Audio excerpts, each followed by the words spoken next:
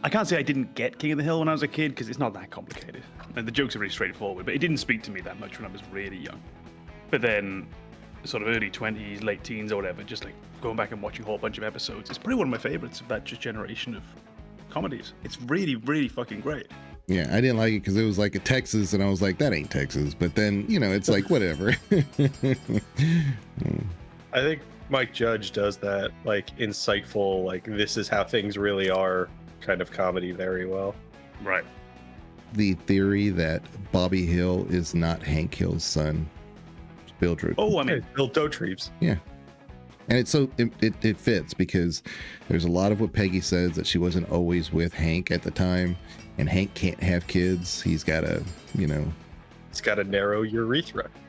not that he can't have kids, but it's extremely difficult. And also the new episodes coming out is that Bobby is a chef in Dallas. That's his career path. And Bill Dauterive gave Bobby his family recipe. The argument was like, no, Peggy's too wholesome. This is not. It's like, what about Chief Redcord's son? You really think that what's his face is actually Dale's son? Really? There's a pattern here. There's a consistency here. I think the idea was, like, I think that one actually makes a lot of sense because throughout the series, Peggy is shown to just be a shittier person than than the way she presents herself. And hates Bill. Yeah, she hates. Yeah, can't stand him. Yeah, you can't hate without a reason, right? You need something more than just I don't like them. Mm-hmm.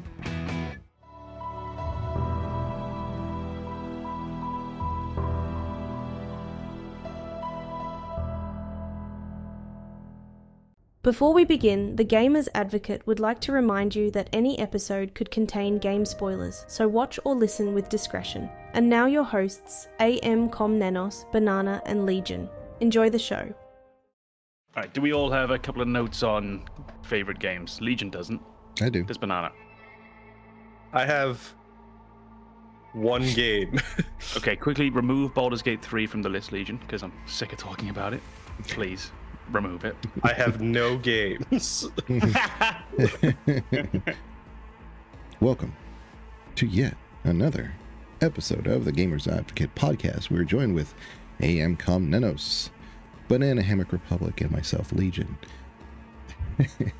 Today we're going to be going over some top 5 games, and we're not going to go into depth about it. We could obviously do that. We've done something similar in the past, but in no way, shape, or form do I think we're going to be doing something like a tier list or anything like that. It's just games that we like, and it's going to be awfully hard, for me at least, to pull it away from the series when the game is especially good, and to say, it's got to have some context though.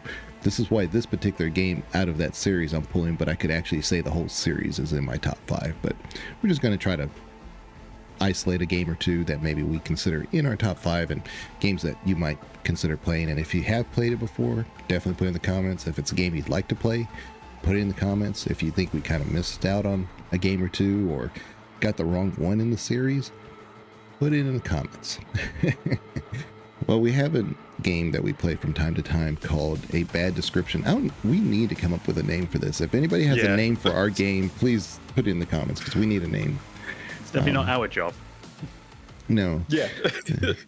But one of us gives a brief description of a game, and the idea and the hard part is that I do know off the top of my head a good core of games that AMKomnenos has played, ones that Banana has played. And it's hard to sometimes come up with one for me, then say, you know what, I know that they played this, without actually revealing the game to them and then destroying the game at the same time. So I think you guys have done this one, and it should work. But a letter arrives from beneath the grave of your memory, inked in sorrow, sealed in dust. You follow it into a town not built but remembered, a place unraveling beneath perpetual fog, where time slips sideways and the air tastes of rust and regret. You are not lost, you are summoned, drawn not by hope, but by something older and more patient, an ancient ache curled in the marrow of your sins. This place doesn't forgive. It reveals, and in its mirror you are monstrous and divine, victim and executioner. The streets bend like broken thoughts. Buildings breathe. The sky never changes, but it also always watches. Figures flicker at the edge of vision, some weeping, others waiting. Grief has shape here, guilt wears flesh, and nothing speaks louder than the silence that swells between the sirens. You didn't come here to find someone. You came here to remember why you buried them. Right, if it's not an RPG, the description might have been longer than the fucking game. I honestly, for the first bit, I was thinking Stardew Valley, but it began to sound less and less like it as time went on. It's similar. Like, Not Graveyard Keeper. No. Oh. The issue is, with that long description, I remember bits and pieces of it. there's I'm just like, a letter and then some flowery language. I definitely Yeah. wrote it in the way in which you feel the game. No, it might. It's not Bioshock, is it? That's a good guess. No, it's not. So it's wrong. Great. Right. But it's a good guess. I keep leaning towards Darkest Dungeon, but I'm like, that can't be right. Another good guess. Very similar. You played Darkest Dungeon. I regret introducing this game to the group because I'm fucking terrible at it. Again, it was so long, I've just forgotten half of it again. All right, narrow it down then. Give us a hit, like give us a genre or something. 'Cause Horror. We're gonna be here all Horror. horror. I haven't played Silent many horror Hill. Got it. games. I have never played Silent Hill. Oh, okay. Okay. I also haven't ever played Silent Hill, but There you go. I'm gonna be honest. I should have guessed that earlier. As you were describing it, I was like, you said something about being in perpetual fog, and I was like, that's Silent Hill. Or Morrowind. Yeah. And then trying to remember, like, trying to go back through your memories and Mhm. yeah, it's very clearly Silent Hill now that I've pieced it together. Yeah, a letter arrives from the very beginning, kind of gives you, specifically Silent Hill 2, but Silent If Hill you've played it. works. Yeah. Yeah. Yeah. Um, I do like that you went through that intro and you're like, trying to find a game that Cobb and Banana have both played. Well, And the both one of- you came up yeah. with was one neither of us have played. well, y'all have commented on it before, so I kind of figured y'all had, so that's the only. You know. We knew it existed. Yeah. Good enough. I know there's a meme ending with a dog, which might not be the same game, but Silent Hill for me is easily probably the best horror game of all time, and it's not even. It doesn't. There's a second tier list after that, but you know it's so well done. Yeah. tell him why he's wrong in the comments. Yeah. Um. That's what they're here for. Yeah, they're working on the original Silent Hill remake because the second one did so well, and that, it kind of made sense that they went to Silent Hill 2 first, because really Silent Hill is almost like that Baldur's Gate versus Baldur's Gate 2. Baldur's Gate 2 is just so much better, but you really can tell a story without the original one. But you know. Yeah. So if they went back and remastered Baldur's Gate 2, and I'll be like, I get it. I get it. If I play 2 for the first time, is it going to really spoil 1 for me? Or is 1 still then very playable? Very playable. Okay. It's a mood. It's a mood. And it's I'm really looking short. forward to it. Life's been too happy recently. It's fairly short. It's not the remaster is actually about. If that's what you're looking for, play Silent Hill 4 first. Because that one is bad. It's just not good. Horrifying and bad. Yeah. That's what Deadly Premonition is for. I don't need Silent Hill 4. It's kind of like Resident Evil 4. It's good. They went the other direction. I say Resident Evil 4 is fucking great. I know. What? Yeah. I'll fight you. No. They went in like opposite direction. Whereas I could say I don't think I like Resident Evil 3, but it does show a different direction. If Resident Evil, if you could make not to the same extent, if you could make an argument that it's essentially the Final Fantasy of the horror genre, where it's constantly following this theme, but it's going in different directions all the time. Yeah, because 9 is supposed to predate, I think. Oh no, I don't mean that. I just mean like the games feel so fucking different. Like Yeah, 4's the got, gameplay is different in every entry. yeah, I think it's only 1, 2, and maybe 3, isn't it, where it's quite consistent. But then after that, Yeah. I feel like those 3 are like puzzle games with a little bit of this shooter adventure going on. And then like you get to 4 and it's very much like a shooter focused game. 5 is a It's co-op very shooter. action. Yeah. 6 is a multi sort of squad co-op shooter. 7 is that first-person horror again. 8 is first-person horror with slightly more open-worldy element. 9 we don't know really yet. There was Code Veronica, which was the on-rail shooter. It's had quite a lot of different iterations, which again is cool. I love that. More game series should do this. We don't need more Dragon Quests. We need more Resident Evils. Yeah. Or Ultima. Ultima kind of did that. Lord British. Oh, God. Yes, I know he's talking about Ultima, but it also could just be aimed at me. I just thought that was like, oh God, he's doing accents now. Lord British has got to be one of my favorite all-time gaming memes of all time. Because in Ultima Online, he wanted this... See, he always wanted to create this world where it was a Middle Ages utopia type thing. Everybody's helping each other. It's this cooperative thing. Blah, blah, blah, blah, blah. But it was also open world for the most part. So there were no real engagement rules. This is long before, you know, MMOs had ganking as a personality. So people would be in this world and just go into people's houses and take their stuff and fight them and fight the villagers and, you know, kill the merchant. And all this stuff was going on, and Lord British decided to say, hey, look, you know, we need to keep this, tone this down a bit. And so he decides to get on when everybody's on and give his announcement, his speech. He says, look, if we don't do something about it, we're going to have to do something for you. And we don't want to take this away from you. And when he gave that speech, he forgot to turn off his immortality toggle or whatever. And somebody killed him. Turn on his immortality toggle, right? Right, exactly. Turned it on. And so somebody killed him. Why is there a toggle? Well, he just, you know, he just had a thing, but you know, so he just, at the time, I guess you would think, like I said, this is before World of Warcraft. Why is it ever off though? Yeah, but it's before World of Warcraft. It's like, it's just one of those things.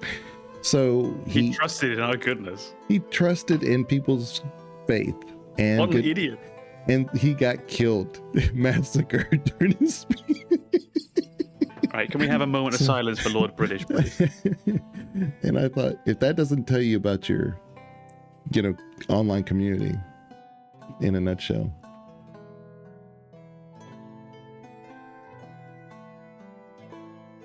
So top 5 games. So who wants to start for that? You want me to start, or? I think Banana should start. Okay, sounds good. Final Fantasy Tactics. It's my favorite game across all platforms, all genres. It's just, that story never gets old for me. The gameplay loop is repetitive, but the way in which you progress each class, each job, and then level up each character, and the fact that there is that like infinite leveling glitch that I showcased in my Let's Play, it just means that like progression is always an option. So the gameplay doesn't get stale for me because I can always improve my characters. And then the fact that there are little Easter eggs and hidden characters you can unlock and side quests and everything, like, it's just my favorite game. Yep, hard to argue. There's nothing. I mean, we're not looking to disagree with anyone, right? Yeah, I think it is. Fuck you! It's not your favorite game. Shut up. Yeah, I know it's your favorite game, but here's my opinion. It comes from that golden age of Final Fantasy games. It's one of those when it almost felt like the studio could do no wrong. Was it built by the same sort of mainline team? I don't think so, because it came out the same year as Final Fantasy VII. So I can't imagine they had those devs pulling double time on 2 games that are so different. But what a back-to-back, like, because we look and we say, you know, the mainline series, they had 7, then 8, then 9, then 10. That's vile. You know, that is an amazing collection. And it's easy enough to overlook Tactics, actually, as a part of that as well. So when you add that in, that's just 5 seminal games, just one after the other. It's an incredible achievement. Yeah. So you haven't played Final Fantasy X-2? Is that what? How do we get Well, him no, on? he was talking about the good ones. What about that? 10 silly. Yeah. What about that one that they just announced on the game show where they're remastering it? I don't know what they're doing to Tactics again. Oh, I think that's actually a remake. Okay. They're going to modernize the gameplay, but they did.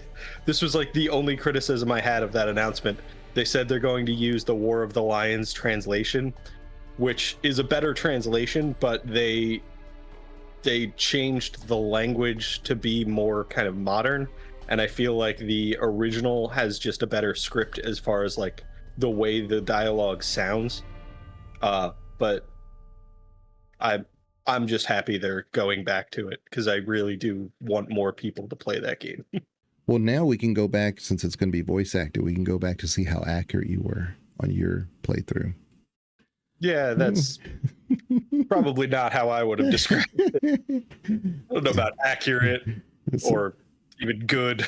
I don't think they'll be able to capture the mood like you did, though. You had a really good job of capturing Definitely it. not. The mood of, oh, fuck, I lost my my place in this line again. Time to start over. I'd like to think Final Fantasy Tactics is only enhanced by the Rust Belt charm that you brought to it. Sure. I just hope there's nobody who watched that playthrough and was like, I'm never going to play this game because of Banana's voice acting. Specifically. I'm gonna name 3 words that would almost certainly have been mentioned by myself or Banana, but I'm gonna add a suffix. Final Fantasy VII Rebirth is one of my very favorite games of all time. I think it's a truly special game. I don't think there's been something more interesting than that done in the AAA department in the last goodness knows how many years. Don't get me wrong, indie gaming has plenty of interesting things going on. AA gaming, there's a lot of interesting things going on, but big AAA projects, I think it's very special to take a game that is so incredibly steeped in nostalgia and to build on it in the way that they did is so incredible to have done. I think maybe the Silent Hill 2 team, based on what I've heard, could get somewhere similar to matching that nostalgic feeling and actually developing upon it. This has been something special. And the big thing that I like about it is it's the game that we say we want. And I think it's almost a watermark for what AAA gaming should be, because it's interesting, it's fun, and it's daring. I think I've mentioned before multiple times the idea that no one said no during the development. And that's how you end up with silly mini games. It's how you end up with over-the-top cutscenes. It's how you end up with these weird and wonderful moments all through the game. It's a AAA game where the story actually really fucking matters as well, where it's really about the people more than anything else. And despite the open world mechanics, despite the set pieces, despite the summons, it remains about the people all the way through, in a way that I think something like Final Fantasy 16 didn't always quite succeed in being. Sometimes I thought that fell away from being as focused as it should have been. And then there's one further small point which relates more to the reality and the industry side of it. It's the same team that made Final Fantasy VII Remake, so I think that makes a beautiful idea for what gaming should be, the idea of these studios retaining their staff, keeping them on, and allowing them to develop and improve over multiple generations of their game. And it's the same team now going over into the third game, whatever that's going to be called. So it's the quality of the game itself, which I think is remarkable. It's the ability to actually override nostalgia and produce something that stands alone so incredibly fucking well, to be as interesting as it is, and to actually stand up as a sign of pretty decent industry practice as well. Now, we can talk separately about console exclusivity, which it looks a bit like they're pulling away from. I know there's always rumors about saying, oh, the next FF game, that will be, console independent. I don't know if that's the case. I don't know if it will be, but we're definitely seeing a reduction at least as well. So I'm really hoping that that series is able to go on and actually stand as a good example of what AAA gaming can be and what it should be. Yeah, Sony gets all kind of into their own head. Like, especially with the PS6 being kind of rumored down the road. But yeah, who knows? Which is a strange thought, because it still feels like we're in the PS4 generation. Yeah. Well, when you get to my age, you start like, what? There's more than the Super Nintendo? Yeah. Yeah, the Switch 2 broke a ton of records. I think it sold 3.5 million copies in 4 days. crazy number. I actually forgot that had come out. Yeah. For all this like hate going on, which I'm not saying is, not qualified or not, but like, oh, we're all going to boycott Nintendo. We can't believe they're doing this, and that, and then they have the hottest selling console ever in the first week. Yeah, I my do think favorite- there was a lot of performative crap along those lines where, you see YouTube creators who are like, here's why you shouldn't buy the Switch 2. And then their next video is, I bought the Switch 2. It's like, fuck you. Have like just a little bit of consistency. But there's no reward for having consistency because both That's of those true. videos are going to do really fucking well. Yeah. If you've got a name already behind you, a nice, strong clickbaity title like that will do really well. And also, hypocrisy invites comments. It invites interaction in the comment section. When you watch a video, and this irritates me, when there'll be a video and it will have purposely incorrect subtitles or captions on the video. Which, first of all, is massively disrespectful to people who actually need those. Massively. It's a really arsehole thing to do. Because people who are hard of hearing need this. And we're using it as a joke, as a play, just so we can get people to write in the comments, you spelt that wrong. Or you put the wrong word there. The idea of being hypocritical, of making a mistake, can be a marketing tool. So someone literally making a no one should buy this followed by I bought this. They're inviting now all the comments on the fact they bought it. But they're also inviting all the comments on the hey, didn't you say you weren't going to buy this? Yeah. It's like the old headlines in Engagement newspapers. farming. Yeah. Fuck those guys. So for my game, and I want to be kind of clear, I pretty sure Banana, that's his number one game overall. But I wouldn't say that I'm going to go through this tier list, for me at least, as like my number one game. I'm just kind of going over my top five. Yeah. But it was kind of hard to pull this one out. But Mass Effect 3 versus 1 and 2, or even Andromeda. I think 3 really tops the... Can't believe it wasn't Andromeda. Yeah, it was a close second. But Tough call. But there is no Mass Effect 4. Let me be clear about that. And if you think it's Mass Effect 4, want to call them Andromeda, that's fine. That's okay. But BioWare didn't even call it that, so... You could be wrong. It's okay. Yeah. What point are we even making here? Continue. Go. Mass Effect 3, I think it's really hard to pull that one away from the other two, is kind of my point there. Because a lot of times people are like, Mass Effect 1's my favorite, either because of nostalgia for one reason or another, the story or something, or Mass Effect 2, because really most people did get into Mass Effect 3, Mass Effect 2. And that's really there. There's so much more story and content there and whatnot. But I think if you look at the pacing, the story, the combat, 3 puts it all together. So for me, Mass Effect 3 is easily the best one. And for some people, it's, the combat's a little off or this or that. I think the leveling system, perfect. It kind of fits each, if you play it on hard mode or you play it on easy mode, the tone, the combat, everything fits. It's so well balanced. It's so easy to just get into that game from beginning to end and not really struggle with either the mechanics or the story or the pacing or the feels. Or sometimes I think when you're at the Citadel is the only time I feel like I'm a little slowing down, like I'm hitting the mud in the road a little bit. But that's okay, because there's tons of stories there, and if you don't do them, and then when things happen, and if you haven't talked to these people, then you're going to miss some context. So it's laying down some groundwork. It's at least, it gives you a moment of respite, a moment to breathe. So I don't blame the Citadel's pacing in those such sections, but that's the only time I could say that there's a little slogfest. But yeah. I haven't played I did play Legendary Edition, but it was a few years ago on the PS4, so I don't know. But I wonder how much of things like the Citadel slowing it down could be improved by just the loading screens. I remember they were hard going on the original Xbox version that I used to play. So when you did have to jump between the 5 or 6 areas, it could feel like you were there for a long time, but really you weren't doing much. And I agree with you on Mass Effect 3. I think it's the best one of the bunch. But I think you can and there's sort of like a foundational compelling argument for each one to be your favorite. So I think if Mass Effect 1 is your favorite, and we'll ignore nostalgia, ignore that. Mass Effect 1 is probably your favorite because of the RPG-like systems. It's the most flexible in that sense.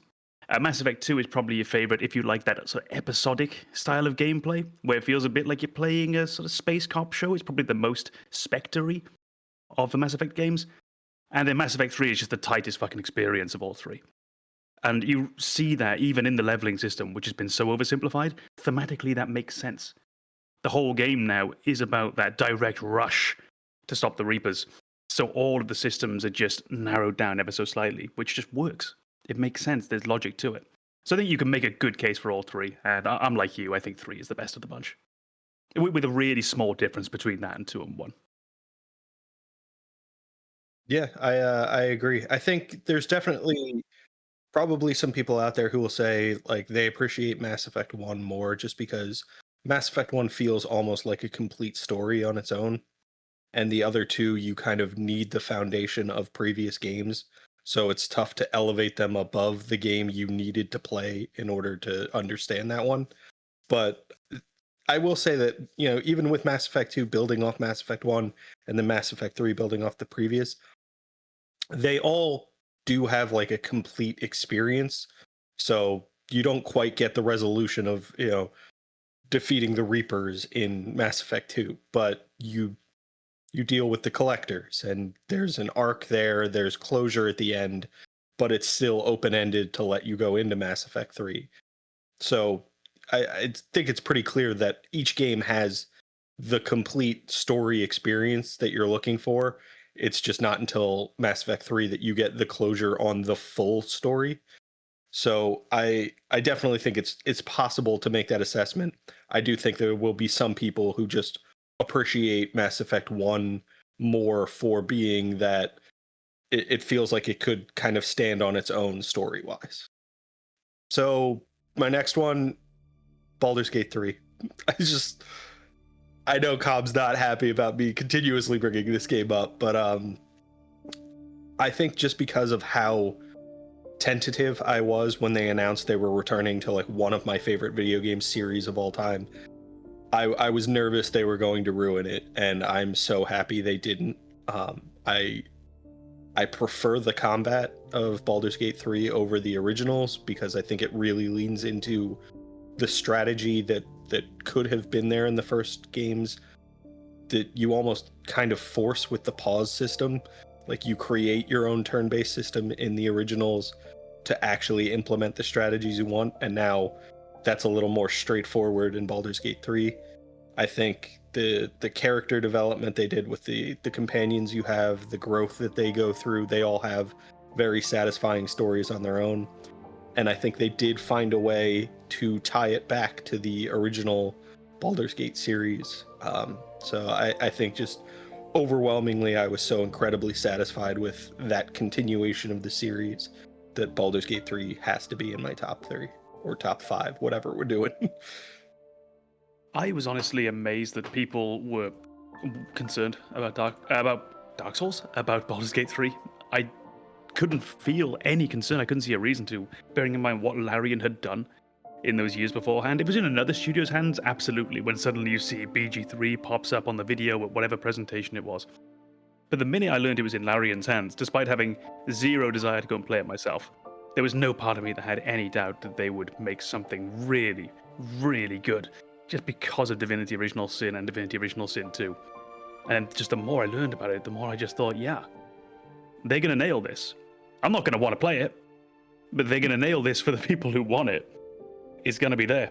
And I remember going back, and weirdly enough, I am in a large disagreement, I think, with Legion on this. I don't remember there being that much outrage about it. I seem to remember the communities that I was in, as soon as it was clear it was Larian, I remember a lot more optimism than genuine concern at that point. There was a few people who were dyed in the wool, don't want anything to change, still wish it was 1999, that kind of thing. Peaked in high school kind of energy. I do remember a bit of that, but on the whole, I remember people thinking, yeah, let's see what they do. Yeah, the gaming landscape at the time, you had a lot of things like Pillars of Eternity, Obsidian was doing some stuff. A lot of that top-down RPG, the original Fallouts, and we're taking the similar mechanics to the original Baldur's Gate, and they're saying, look, this works in a certain format, a certain way. Why are we redoing things? Why are we reimagining this way? And I just saw both sides of the coin on that, and one side was just dismissive. They're like, who cares? Baldur's Gate 3, what is this? Where are we resurrecting a game that's 20 years old, 25 years old now? And then at the other side, like I said, you had the old heads who were more or less, we've seen Baldur's Gate outside of Baldur's Gate 1 and 2. It's called Dark Alliance 2, which, Has whatever. Nothing to do with Baldur's Gate. Exactly. But the point is that we've seen a structure where they've tried to take that going forward, and it was like, number one, why? And number two, you failed. And so there was a lot of skepticism when it came to that. But again, it was a totally different developer. And I know what you're saying. Like, if this was in like FromSoft's hand, we'd be like, wow, we're interested. Okay. Oh, they should totally bring that out. Yeah. I'd play that. That would be brilliant. Yeah. But my point here is that it's going to be a situation where you have to have a lot of things. Play it, but I don't yes, want do it. Do it. Well, a lot of things would have to go right for it to be.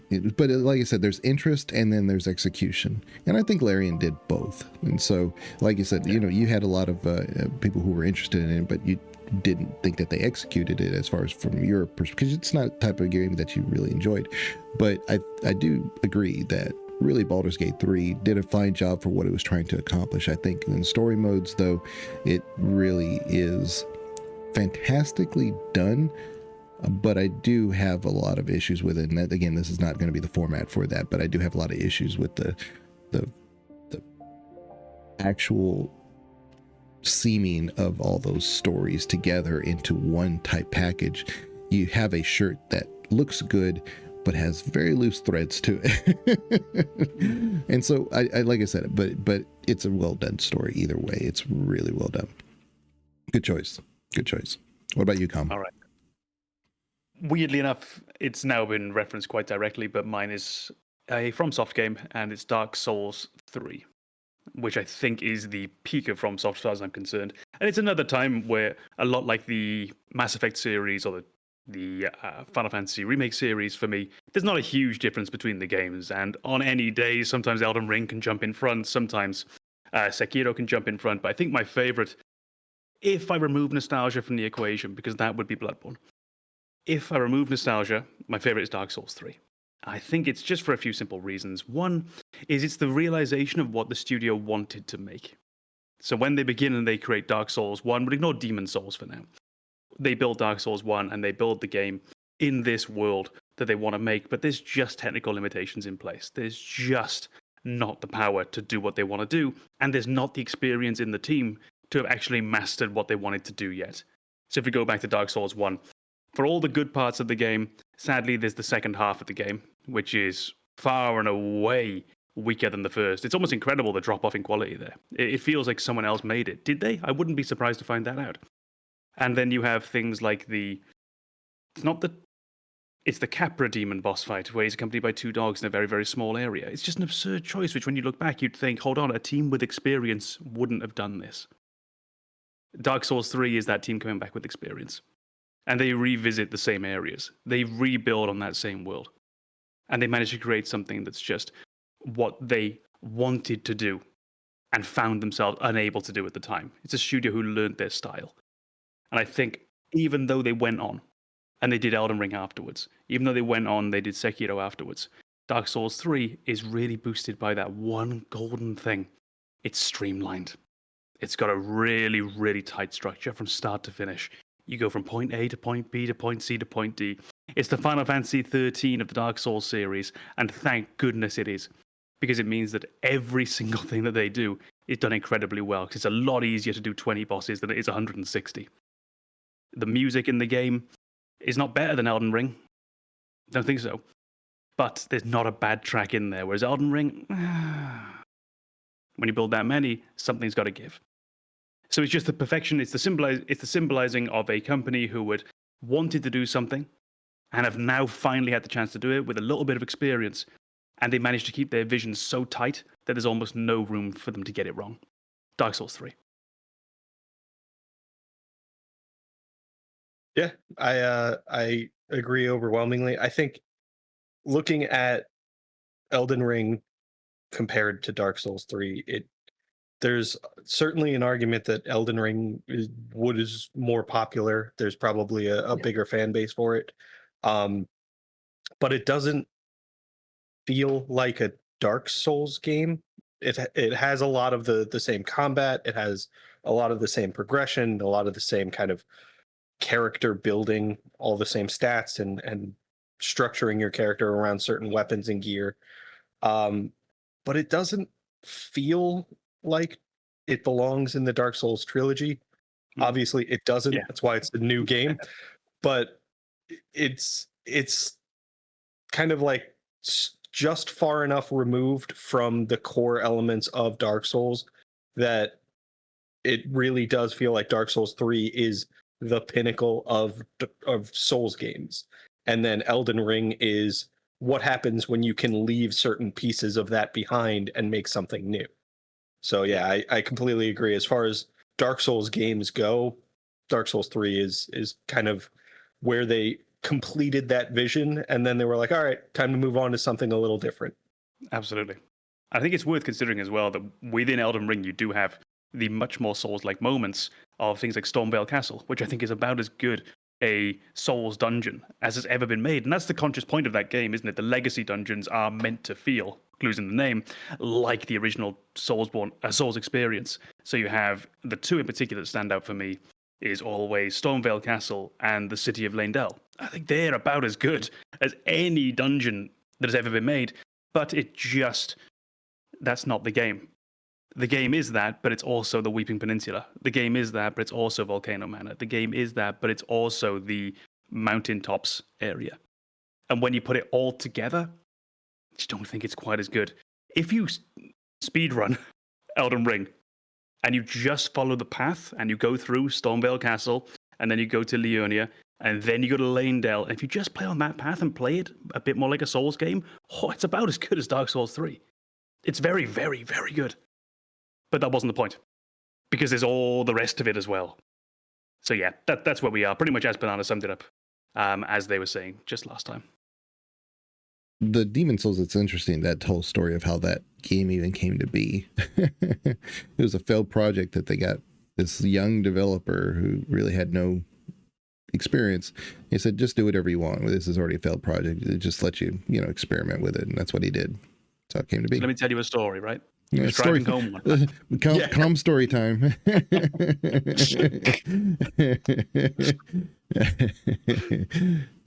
Go on, Legion. What's your second game? So I've got Cyberpunk 2077. It's actually my top RPG of all time, just when we're talking about RPGs. When the game first came out, of course, it was... Remember to use those comments to tell Legion why he's wrong. Yeah. When the game obviously first came out, it was a buggy mess. I get it. And very few games will I upgrade my entire system just for one game. That was that game. And I still had a hard time playing it. But the reason why I was able to get through it was because I had a fairly new rig, and so it was able to kind of push through some of those issues that a lot of people were just struggling with, and now it's highly optimized. But I kept saying, there is an amazing game underneath all this mess. It's there. The story is not going to be different. It's just getting through the story, right? I said, but there's an amazing game underneath all this. Yeah, you don't have all the background choices but neither does Shepard, right? Whether you choose a life with your parents or a life where you went into the military early or whatever your background is, it's not that significant. Similar to Cyberpunk. And so a lot of times with the criticism of well, my background story didn't really make any difference. Some of the best games in history give you an illusion of a backstory, but that's not the point. The story is the here and now. What are you doing going forward? Because that's really what's important. And that's kind of where they took that story. And between the combat is obviously meant to be adaptive to whatever you want to do. And then it becomes relatively easy after a while. But that is almost consistent with the baseline story too. So there's nothing that happens in the game that I think, from either a pacing, the combat, the environment, the places you go to, the things that you do, the people you interact with, that isn't consistent with where you are in the story. It's so tight. It is that real finely done suit with tight seams. That's what I'm saying. So I love Baldur's Gate 3 to death. It's right there behind Cyberpunk. But Cyberpunk really kind of puts all those things together, and there's such a great philosophy behind the game. We've gone over the whole, like, why it's first person versus not first person, things like that. There's a whole philosophy behind the game that really makes you replay it again and see it from a different perspective, just like a good movie. When you see things, it's like, oh, I didn't see that the first time. It does this constantly. There's tons of Easter eggs, a lot of things related to Blade Runner, and they're not even trying to hide it. They're just putting it out there. So if you know the reference, you know the reference, and it makes a really good, without it being a one-to-one, you're able to kind of like, I see that. And it makes you really think. There's so many great things that CD Projekt did with Cyberpunk. It's obviously a labor of love. They keep adding to it, free patches. Their definition of a DLC is more or less just that, downloadable content, and they're pretty much free. Their idea of expansions is like paid things like Phantom Liberty. So when you see like there's a DLC coming, it may just be more content that you download for free. So that's the only difference between that. So I love the fact that Larian has done a lot of stuff for free. There's been nothing that they've added extra, but to a certain extent, CD Projekt has been the same way. But yeah, I always thought Cyberpunk had something of a Mass Effect feel throughout the game, actually. Obviously, the combat feels very, very different. Tactically, it's very different. It's not that. It's just the feel, it's the tone. And I think it's based upon the way that you play it again. The way I played Cyberpunk was not doing a huge amount of side quests and not going out and seeing the world. Not least because at the time I was still running into performance issues at that point. And I played quite a while after it came out, but it was prior to the Phantom Liberty DLC, which I think came with a large amount of changes to the engine, the bugs, etc. But when I played it as a very streamlined game, just doing mostly the main story, and now and again just popping off and doing a small side quest or dealing with a gang or whatever, it had a lot in common with Mass Effect 3. That feel of being pushed along, and the story has real momentum and drive that just keeps you going. And it's so engaging. And not every game is, I think, oftentimes. And this is something I've criticized CD Projekt Red for before with The Witcher 3. I think The Witcher 3 doesn't do that very well. It slows the game down, it loses focus, which is why it'll never be in one of my top games. Is it brilliant? Yeah. Is it top? No. No. Not even close. Cyberpunk, I think they got a lot closer when it comes to the main story and allowing you to keep wanting to progress that, which is ultimately what the point of most of these games is. Yes, there's the side content, but there's a kind of reason we give it that name. The main game is the cut and thrust. And Cyberpunk did a fantastic job of just pushing you forward and keeping you going. And you get to romance Meredith Stout. I didn't know. I don't know if romance is the right word. I was very loving. I think for me, one of the things I've noticed, because I still haven't played through like the actual story of Cyberpunk. I've played bits and pieces, and I've made some progress.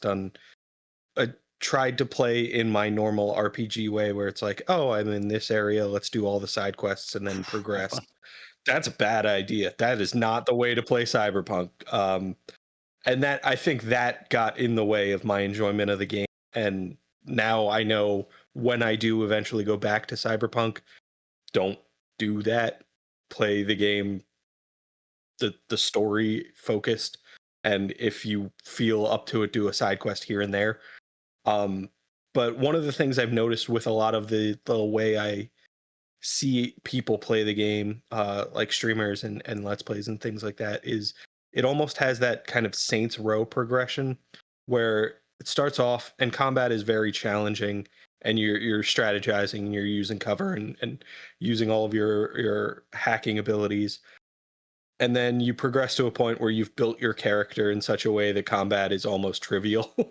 And it's that like almost weird power fantasy built into the late game where it's just like, it almost drives home the themes of Cyberpunk even more, where it's like the augmentations that you have can make you so ridiculously good at whatever it is that you want to do, that if you just build kind of your personality around those things, you're almost guaranteed success. And I think that is a really incredible thing to kind of drive home a story theme in gameplay. So I absolutely agree. And speaking purely on a mechanical level as well, that's a better way for game design, in my opinion, generally. Let me be overpowered. If I want to go and over level, if I want to go and learn how to play my character, let me have that. and let me have that moment. And it's what will always be a criticism of Final Fantasy VIII, Elder Scrolls Oblivion, is that feel of, hold on, why now can every bandit still match me, despite the fact that I am this heroic hero of Kavad, champion of Cyrodiil, etc., etc. Why are they all now wearing glass armor and Daedric armor? No, sometimes I want to be massively over level and go and pound on some street villains, like the Batman approach. I just want to do that. And having that ability is perfect. I want you to let me do that. And you've got to be careful as a player. If you start doing this and you ruin the end game for yourself, all right, that's on you. But they give you the chance to do this, and that's so important. And just one other tiny thing, sorry, when you were saying about that's the wrong way to play Cyberpunk, go and do the side quests and so forth, or try and clear out the side quests, a better way of saying it. Yeah, I agree, and it's a critique on the game design as well. If, as you're building the game, you're building a system where we can approach the game multiple ways, we can go and do loads of side quests, we can go and do the main game, we can go and dick around, it's on you as a game designer to make sure that this feels like an equally valid way to play the game. If it doesn't, you've hampered yourself there, and it is something that they should be criticized for. It's fairly minor, but it's worth keeping in mind.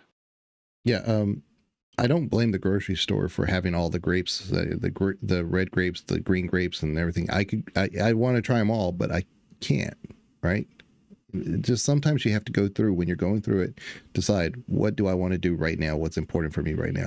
I may want to try the 5 different types of lettuces, but Cyberpunk is like that. It's presenting it to you. It doesn't necessarily mean you got to go do it. You just kind of like, what do I want to accomplish this time? And then the next time you go to the grocery store, you might want to try something different.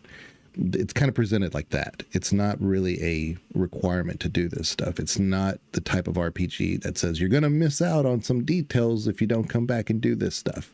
That's the other side of the coin. But one thing about the overpowered thing portion, and I'll let this drop. But one thing that Cyberpunk does differently than other RPGs is in Baldur's Gate. We haven't gotten to Baldur's. We've done 3, but one thing that CD Projekt Red is, I think they took a lot of influence from old BioWare games, that when you become overpowered, you become to discover that overpowered level lets you discover a bigger world behind that nobody sees.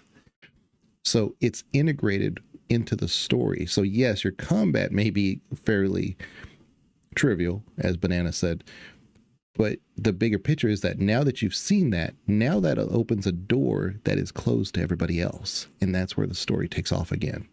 They just did a really great job with that. Paper Mario, the 1,000-Year Door. I think that's probably one of my favorite RPGs of all time. I think it is a very interesting take on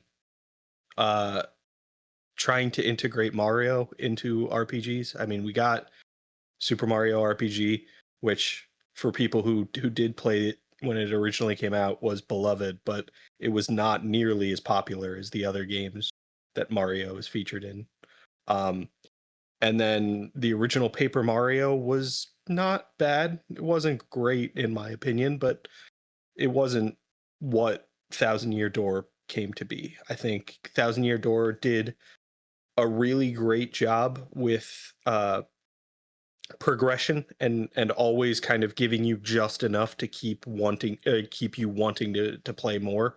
It gave you new abilities that made traversing the area interesting, and then gave you kind of that incentive to go back and revisit places you had already been with your new abilities, and gave you guidance towards that. It wasn't just like hey, remember that little platform you saw 40 hours ago in the first dungeon?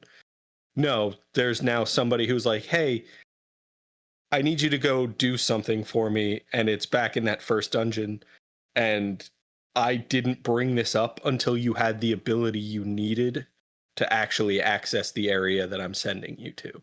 Yeah. So I think it did a really good job with kind of making sure that they really got the most out of whatever assets they put into the game. They didn't ever like leave something on the table with their level design. I think the combat is pretty fun. It's an interesting take on turn-based combat. The story is fun as well. They're cute little jokes here and there, but there's also kind of like a real nefarious villain, and obviously it's cartoony, and you never really feel that sense of like dread, like, oh, he's going to succeed, he's kind of incompetent, and then you reach the real villain and you're like, yeah, I kind of saw this coming, but I still think I'm in control. I just think it was such a wonderful kind of surprise to find a great RPG in the Mario IP. Death by 1,000 paper cuts. I mean, I've not got much to add. I've never had the chance to play it. Oh, it's wonderful. It is a little rough to go back to now. I think it for a first playthrough, if you go back now, it'll hold up. But if you go back like I have with, years of experience built on after this game came out, I go back and I'm like, I want to do the things faster. I want to progress. I believe, if I'm right, that the combat is a direct inspiration for Clair Obscur. It's turn-based combat. I believe the quick-time combat elements are lifted fairly directly from it, in the same way that the Pictos are lifted largely from the junction system in Final Fantasy VIII, which is a good thing. It's okay to be inspired. It's not a bad thing. Yeah, I think that was one of the things I really enjoyed about it, that turn-based with little quick-time elements. And it's not quick-time like, oh, surprise, press this button while you had set the controller down. It's you are choosing to do this action. There's going to be a quick-time event as a result. Be ready for it. So. Oh, okay. Yeah, because I know with QuickTime with me, I'm not a fan. Because unless it's like all the time, and I can kind of, mentally prepare for that. When it's here and there, that's why I don't like Mass Effect 2. It's just, Yeah. This is definitely like there is a period where you need to be ready for QuickTime events, and outside of those periods, they don't exist. So. Yeah, which is pretty much exactly the Clair Obscur system. It's very, very similar. If you select an attack, you're going to have to push this button when the pop-up appears on screen for pretty much every attack. There's not really anything where it doesn't happen. It never happens in the middle of cutscenes. It's 3 minutes, something's happening, and all of a sudden, pick up the controller. It's not that. And it's used not sparingly, because it's all throughout the game, but the context in which it's used is sparing. It's really just in combat after pushing another button to instigate this. Yeah, in some of the older Tomb Raider games, that's how the QuickTime actually happens, is during the cutscenes. I'm like, no. Xbox Spider-Man game, same story. I hate it. I just want to either watch the cutscene or whatever, but yeah. Yeah, it feels like putting it in a cutscene misses the point of cutscenes. Like, if you want me to play the game, don't put a cutscene in. And if you want me to just sit and watch as you do something you couldn't do in the game engine, then it's not gameplay anymore. It's a video I'm watching. Yeah. And trying to blend the two of them together without like giving me that guidance of like, hey, this is actually a game sequence, not a cutscene. It's just gonna bring your game down in my estimation. I'm just gonna be like, I thought I wasn't playing anymore.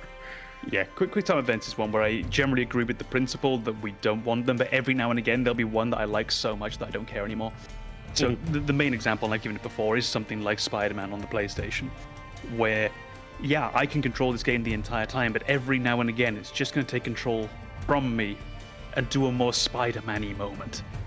And just to give me some participation, I'm going to have to tap L2 and R2 together. I can't really get it wrong because the game's going to slow right down so that I can do this input. But there's so few and far between these options that generally I think it's not too bad that we've consigned these QuickTime event things to the dustbin of video game history. How often do you really see them now in cutscenes? It felt like for a while they were becoming a real big thing. Yeah, Bananas played the king of all time QuickTime games. It's the Dragon Slayer. Dragon Slayer. Yeah. Oh god. Yeah. You're absolutely right, but that's not even what I was thinking when you said that. But yeah, that's exactly what that game is. Except it's a QuickTime event that doesn't tell you which button to press. Yeah, it's just here's your opportunity to press a button. Figure it out. Analyze everything on screen. Now you've got 1.5 seconds. Oh, and the answer won't make sense. Not even one half, like half a second, maybe. Yeah. It's crazy. All right, Com, what do you got? The greatest modern tactics game, and probably the greatest tactics game of all time, XCOM 2. I think it... I just realized what important word is in the title, which inspired Banana's face. I think that became the standard bearer for modern tactics games. So we have XCOM the reboot, which takes place around 2012. I can't remember the exact date. And that really breathed life into a genre which I think had pretty much fallen by the wayside and we had generally gotten rid of. And we see very quickly in the aftermath of that, the development, particularly via platforms like Kickstarter, of way too fucking many of these. And so many of them are just forgettable. You've got the truly forgettable ones like Massive Chalice. You've got the kind of forgettable ones like Expedition Rome and Banner Saga. I was making some notes here on these. Then you've got some which are a little bit stronger. Wasteland 2, Wasteland 3, Shadowrun Returns. Okay. They've all got a lot in common with XCOM and XCOM 2 because it's just a system that worked. Taking away the turn units we had in the original UFO Enemy Defense or XCOM and replacing it with just the two actions, the run and shoot, or run and run again, or run and use grenade. Just that simplification of a relatively complicated system and the ability to port it to console, they genuinely gave this entire genre just a whole new lease of life. But there is a problem that these games always have. Always, all of them, even the best ones. They get really repetitive after about 15 to 20 hours. All of them. XCOM 2, I think, is one of the only ones that doesn't. Because particularly played in its full form with the War of the Chosen DLC and the Alien Hunters DLC, which I think now is just the way that you play that game. You have super enemies which can appear at random on any mission. You've got super enemies of a different kind that appear at random defending alien bases. You've got endless different styles of missions. There's the mission where you have timers, there's the missions where you don't, there's your base being attacked. There's missions where you have to speed across the map quickly and get there to solve problem X before something happens. There's missions where you actually have to do really quite the opposite. There's missions where you can't use explosives because all of a sudden now that's going to bring the zombies in. There's missions where you really should use explosives because otherwise you're going to find yourself surrounded. It just always feels different. Not many of these games do that. I can't count how many tactics games I've played, particularly that modern generation, the ones inspired by XCOM 2, inspired by XCOM and XCOM 2. How many of them are really fun for 10 hours? And by 15, it's a bit of a slog.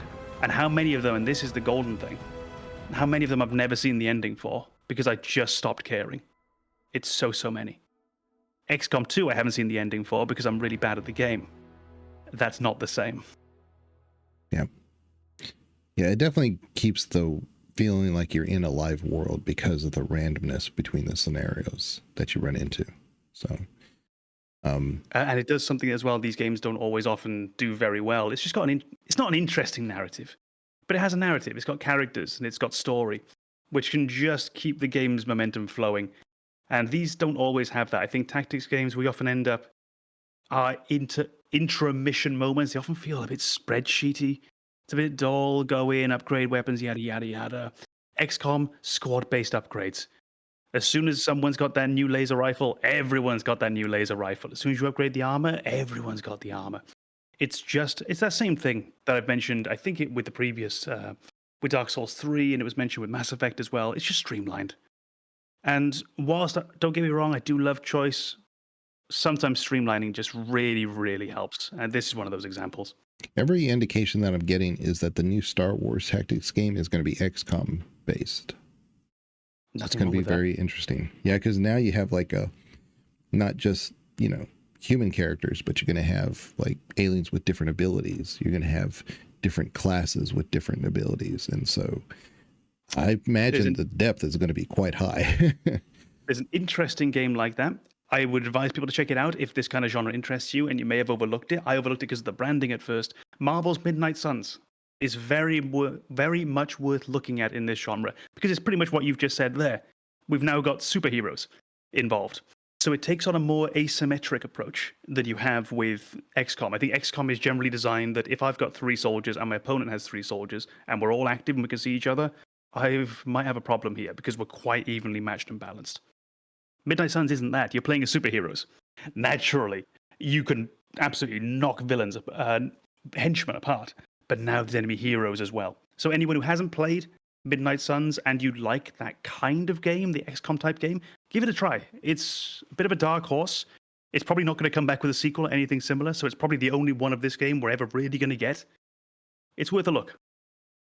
I still don't understand why we're not mentioning Tactics and Final Fantasy Tactics. Because, I mean, the unique classes in Final Fantasy Tactics are kind of exactly what you were just describing. As you go through, you can recruit generic soldiers, and they have access to all the base classes. But what really makes the combat interesting and the story interesting is you recruit unique soldiers who are people who play a role in the story, and they come with a unique base class that gives them abilities not everybody else has access to.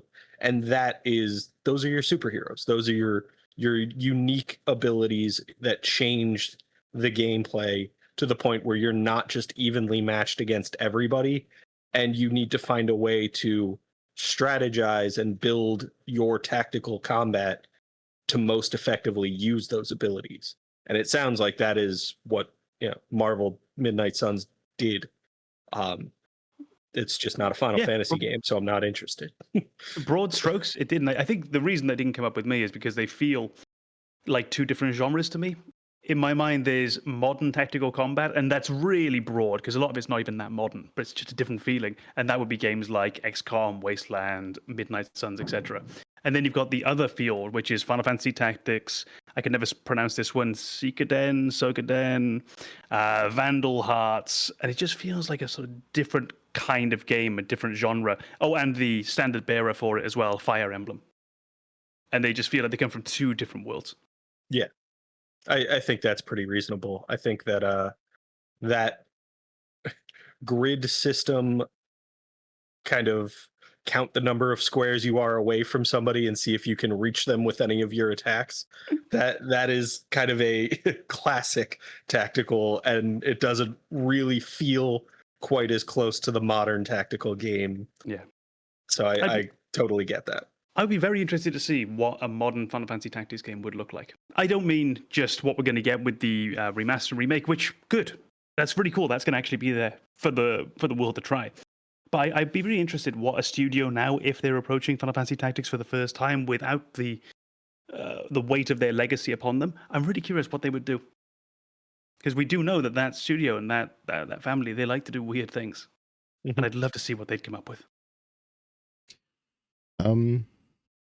I was going to talk about KOTOR. And sometimes you have I think... No. Yeah.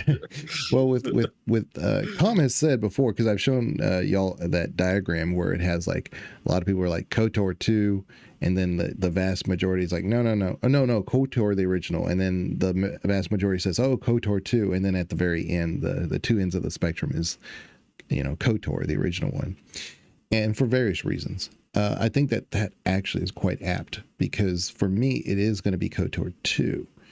Still, Com, I think, has said he's on the side of the original KOTOR, which I totally understand. The thing is that KOTOR 2, for me, either which one I say, KOTOR or KOTOR, it's 9/10 of what I'm referencing is the story, the gameplay, the mechanics, and some of the in the engine that just fights you is not fun. The combat to me still is fun in a certain way, but it's that D&D system that's going on in the background that you're not seeing. So it's very similar to like the original Baldur's Gate, but in a different point of view, where you have your squad that's out there. You have, Mass Effect type basically, without you not be, you're always Shepard in Mass Effect, but in KOTOR, you can take any one of these characters, and as they fall, if your character falls, then you go to the next character. If all of them are, then the game over. You have to restart. But the story in KOTOR 2 specifically is so intricate and in depth, and they really took a lot of things as like, what is the Force? What is this? What's in this story that makes it unique? We're not just going to say the Force is going to be our reason. It's the Force. It's the way. It's just things are mysterious. Things work in mysterious ways because of the Force. the story really made a hard effort to say, what if? And a lot of the criticism I had in the original KOTOR, especially with Revan saying, you know what, you guys, you Jedi, you guys are not doing enough. This will end in a destruction for the rest of the galaxy if we don't take action. And the Jedi are just seen as like this great entity after he's already accomplished everything he was supposed to, that he did for them. He saved the galaxy, basically.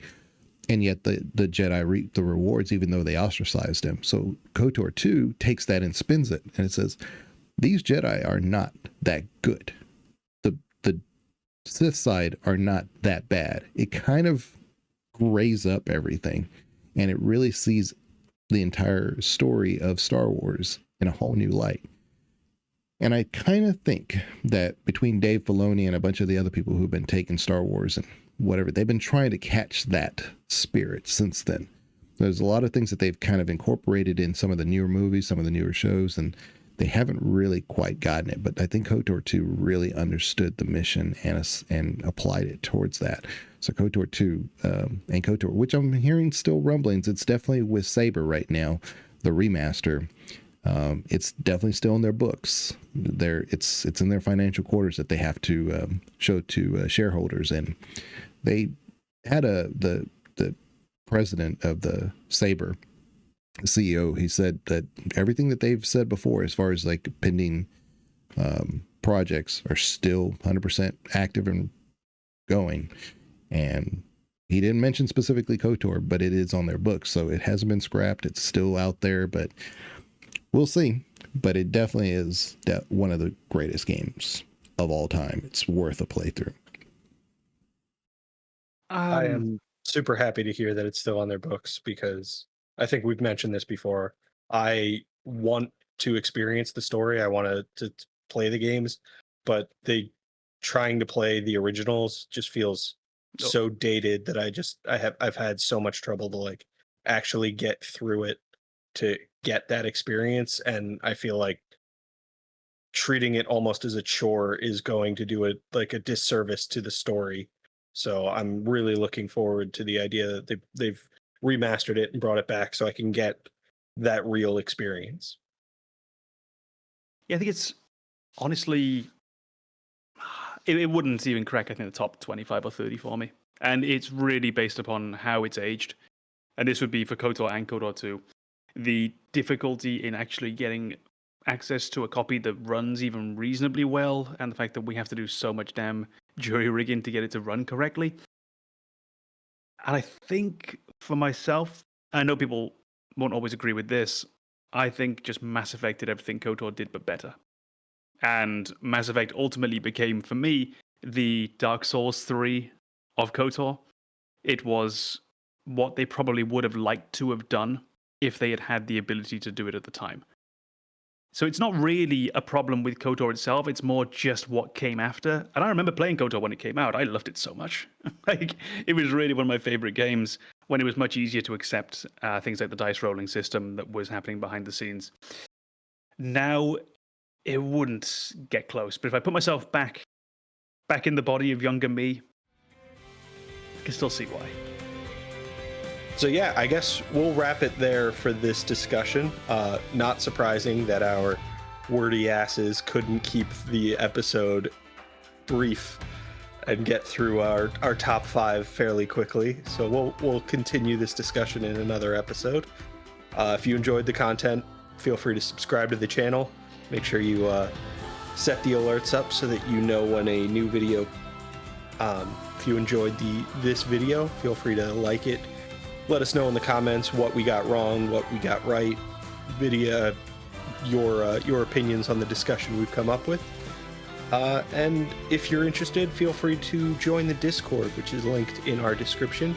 You can give us a little more insight into what kind of videos or topics you'd like to see us discuss. But thank you guys for hanging out, and we'll see you guys in the next video. Bye-bye.